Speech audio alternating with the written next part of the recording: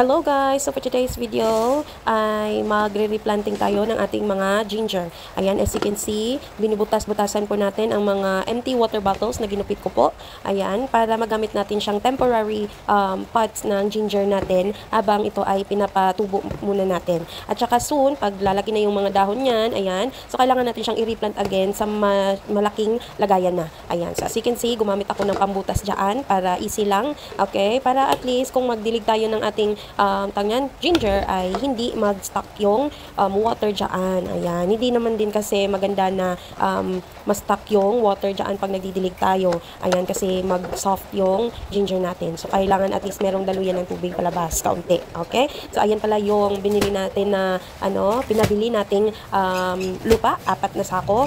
Yan ay worth 50 baht lang. At, konti lang yan guys. Pero, magagamit ko na yan sa mga gusto kong itanim dito sa bahay since wala naman kaming yard na na pwedeng taniman. So gawa-gawa na lang tayo sa mag-DIY tayo gamit ang mga empty water bottles. Ayan, kasi naman na itapon natin yung mga bottles natin. Ayan, after uminom ng tubig, ganoon, 'di ba? So gamitin natin siya, tanim-tanim tayo. Ayan, kung may mga hindi na magamit na mga spices, ayan, itanim natin. Ayan. So yan yung actually yung ginagawa ko ngayon guys kasi bawal akong lumabas. Kasi nga, as you've heard it from the news, COVID is back here in Thailand right now. And yeah, unfortunately, isa ako sa mga nahawaan this time ng bagong variant ng COVID. Ayan. So, unfortunately, mag-1 week na akong hindi ko nakakapasok sa school kasi nga meron tayong, alam niyo na. Okay. So, alam niyo na kung mahawa tayo ng mga ganyan na virus, bawal tayong lumabas. At nakakaburyong yan talaga. So, buryong na buryong na ako guys. Bored na ako dito sa bahay. Kaya,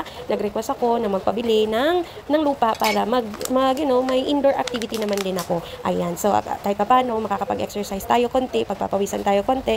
Ayan. Kasi nga, bawal tayong lumabas.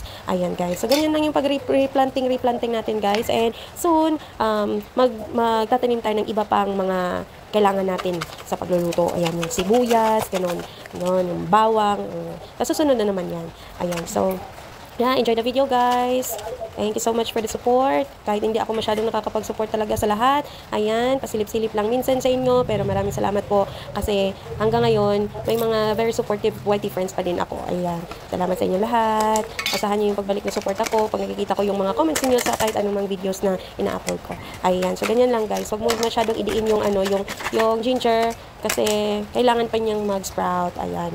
So, ipatutubuin natin yan. Yung isa, may dahon na. Ayan. Yung dalawa, wala pa. Pero, nag-start na siyang tumubo. Ayan. So, kaya, kailangan natin siyang i-replant. Isa-isa dapat sila kasi, para maganda yung tubo nila. Ayan. So, enjoy!